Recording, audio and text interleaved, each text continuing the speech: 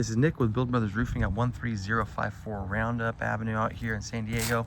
Starting my digital inspection, we're on top of a flat roof. We got a couple leaks that are coming from this area. Majority of them are coming from the edge on this side, then we got a couple coming from the skylights. And right off the bat, I see a lot of fundamental issues with this roof. I also see a lot of fundamental issues with this sloped roof as well. I'll go on to that towards the end of this video. So we can see right up there, we have a lot of ponding in this area. You can also see how wrinkled this material is. So this is telling me that the material itself is no longer adhering to the decking underneath it. It's also telling me that this was not installed properly. And so when you get ponding like this, where water just ends up sitting and sitting and sitting, it's really important to make sure that the roof material is up to date and is still in good shape. And you can see where all this water sits. You can see how loose these seams are. All these seams are really starting to come apart at the moment. You can see some repairs have been done in the past, but those repairs are no longer doing what they need to do. The rest of this roof is really starting to get loose as well. You can see how loose, again, all these seams are, and this goes throughout. Not enough heat was used when installing this roof, so these seams are no longer adhering to the material underneath it. The other thing I want to point out is this drip edge. You can see that that material was tucked underneath this drip edge, and then nails were used to install this metal on top of the material itself. Every single one of these nails is a leak waiting to happen. What we want to do is we want to see this material installed on top of the metal itself and adhere to the metal as opposed to underneath it. But again, throughout this roof, every single one of these seams are starting to come apart. Whoever did this roof initially didn't really have a great idea as far as what they were doing, and now this roof is really kind of starting to show its age and show its face. When we redo this roof, what we're going to do is we're going to install a TPO material.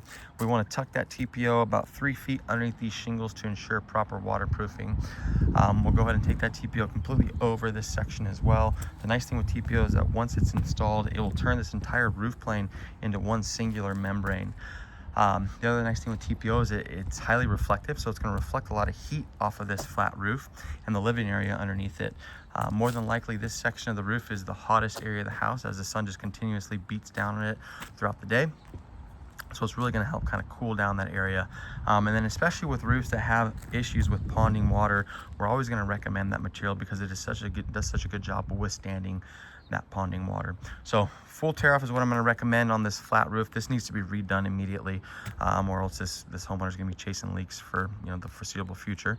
We'll more than likely have to replace these old skylights, so we'll go ahead and redo those curbs when we go ahead and remove those skylights. I want to move over to this section of the roof. So this is the slope section. We got an architectural asphalt shingle on this section.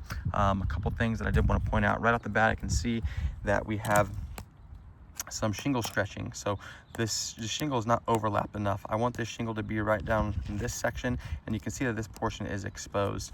So whoever installed this shingle did not use enough. The other thing I want to point out is we do not have proper staggering when it comes to the seam. So typically what we want is to have one seam here, and then about 6 inches this way we should have another seam, and then we come down 6 inches this way we should have another seam.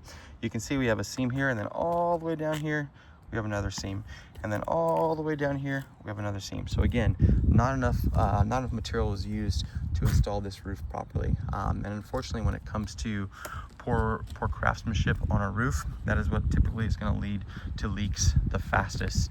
It is rarely the material's fault when it comes to leaks on a roof, and it is almost always the installation when it comes to it. So ideally, what the homeowner should end up doing is replacing both, but I totally understand with whatever's in the budget. We're going to be focusing on this flat roof for now, and then I want to make sure that the homeowner keeps an eye on the rest of the roof over the years, just to ensure that we don't see any leaks popping up. And if they need to get a professional out here every couple years just to do an inspection, then I'm going to highly recommend that. That's it for my inspection.